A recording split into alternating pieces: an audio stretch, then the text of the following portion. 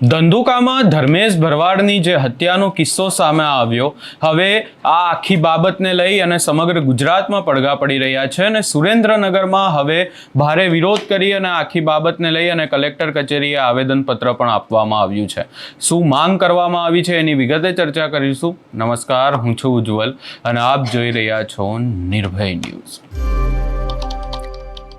ધંધુકાની આખી ઘટનાને લઈને એક તરફ જો વાત કરવા જઈએ તો ડેપ્યુટી સીએમ હર્ષ સંઘવીના પણ હવે નિવેદનો સામે આવી રહ્યા છે અને તેમના દ્વારા જે બુલડોઝર કાર્યવાહી કરવામાં આવી એને લઈને એક નિવેદન આપવામાં આવ્યું અને બીજી વાત કરવામાં આવી કિશન ભરવાડના જે હત્યારાઓ છે ને જેમણે હત્યાનું કાવતરું ઘડ્યું હતું એ મૌલવી હાલ જે સાબરમતી જેલમાં છે અને એમને છોડવામાં નહીં આવશે ને ધર્મેશ ભરવાડના પણ જે હત્યારાઓ છે એમની સામે પણ કડકમાં કડક કાર્યવાહી કરવામાં આવશે। પરંતુ બીજી તરફ જો લોકોના મતની વાત કરીએ અને લોકો શું કહી રહ્યા છે, લોકોની જો ચર્ચા કરીએ તો તેમના દ્વારા સ્પષ્ટ એવી માંગણી કરવામાં આવી રહી છે કે આખી ઘટનામાં માત્ર વરઘોડો નીકાળવાથી કે પછી જે આરોપીઓ છે કે પછી આરોપીઓના આજુબાજુના જે પણ લોકો હોય, હિસ્ટ્રી સીટરો હોય, એમના મકાનો તોડી પાડવાથી ન્યાય નહીં મળે, પરંતુ આખા કેસમાં કાર્યવાહી કડકમાં કડક કાર્યવાહી કરવામાં આવે। અને હવે સુરેન્દ્રનગરમાં લોકોએ વિરોધ કરી અને આખી બાબતને લઈ અને કલેક્ટર કચેરીએ આવેદનપત્ર આપી શું માંગણી કરી છે એ પણ સાંભળી લઈએ ને જે દ્રશ્યો સામે આવ્યા એના ઉપર પણ નજર કરીએ।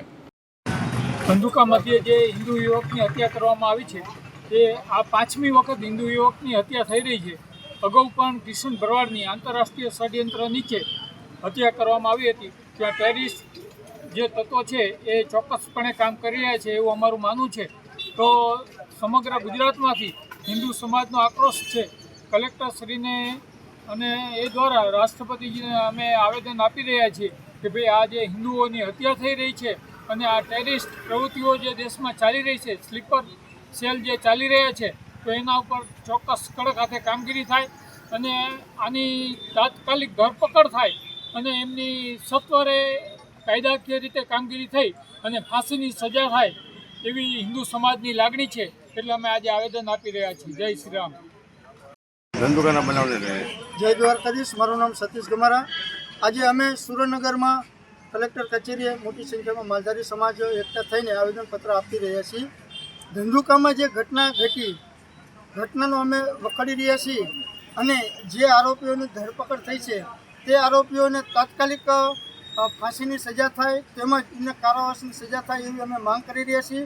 અને આજે આ ધંધુકામાં કિશન ભરવાડ સહિત આ ધર્મેશ ભરવાડની પણ આજે જે હત્યા થઈ છે, ટોટલ છેલ્લા 10 વર્ષમાં 6થી 7મો બનાવનો ઘટના બની છે, તેમજ અવારનવાર જે હુમલાઓ થઈ રહ્યા છે એને અમે વખાડી રહ્યા છીએ અને ગુજરાત સરકારને રજૂઆત કરી રહ્યા છીએ કે તાત્કાલિક આ લોકોને ફાંસીની સજા એવું થાય એવી અમારી માંગ છે।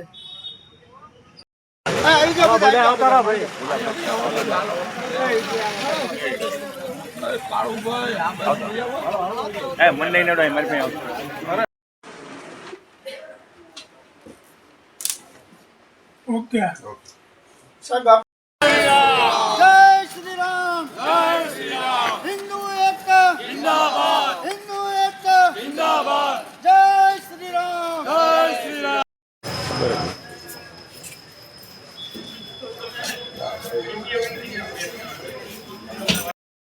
જય શ્રી રામ, જય શ્રી રામ। હિન્દુ એકતા જિંદાબાદ, હિન્દુ એકતા જિંદાબાદ, હિન્દુ એકતા જિંદાબાદ। સુરેન્દ્રનગરમાં જે માલધારી સમાજ છે તેમના દ્વારા આખી બાબતને લઈ અને કલેક્ટર કચેરીએ આવેદનપત્ર આપવામાં આવ્યું। એમની સાથે સાથે અનેક હિન્દુ સંગઠનો પણ હતા અને હવે આખા કેસમાં જે આરોપીઓ છે એમને ફાંસીની સજા આપવામાં આવે એવી માંગ કરવામાં આવી રહી છે।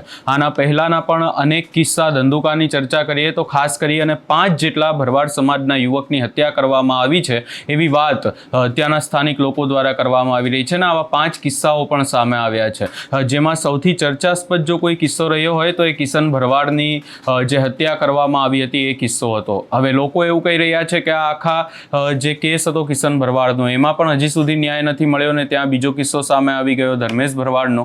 હવે આ જે હત્યારાઓ છે કે આવા જે રીઢા ગુનેગારો છે એમને કડકમાં કડક સજા નહીં આપવામાં આવે તો આગામી સમયમાં પણ આવી ઘટનાઓ થઈ શકે છે એવું ત્યાંના જે ધંધુકાના લોકો છે એમનું કહેવું છે. અને બીજી તરફ ડેપ્યુટી સીએમ હર્ષ સંઘવીનું કહેવું છે કે આખી બાબતમાં કાર્યવાહીઓ કરવામાં આવી રહી છે. ત્રીજા પક્ષ એટલે કે ખાસ કરી અને જો આપણે ચર્ચા કરવા જઈએ આખી બાબતમાં પોલીસની કાર્યવાહીની તો પોલીસ દ્વારા પણ કડક કાર્યવાહી કરવામાં આવી રહી છે. પોલીસે 2 આરોપીઓની ધરપકડ કરી, એમનો વરઘોડો પણ નીકાળ્યો, એમના ઘર ઉપર બુલડોઝર કાર્યવાહી પણ કરવામાં આવી. પરંતુ આખા કેસમાં આરોપીઓની સામે સજા શું થશે એ એક ચર્ચાનો વિષય છે ને હવે આ આખા કેસમાં પોલીસ રિમાન્ડ પણ માંગ્યા છે.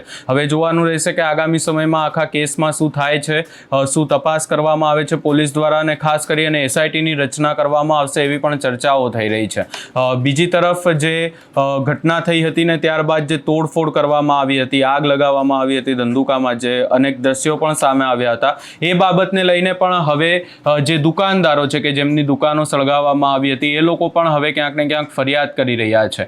એટલે આખો કેસ હવે જ્યારે પોલીસ દ્વારા આખી બાબતમાં નિવેદન આપવામાં આવશે ત્યારે જ આખા કેસમાં સ્પષ્ટતા થશે એવું લાગી રહ્યું છે. આ સમગ્ર બાબતે તમારો શું અભિપ્રાય છે એ અમને કમેન્ટ કરી જરૂર જણાવશો ને અમારી ચેનલ નિર્ભય ન્યૂઝને લાઇક, શેર, સબસ્ક્રાઇબ કરવાનું ભૂલશો નહીં.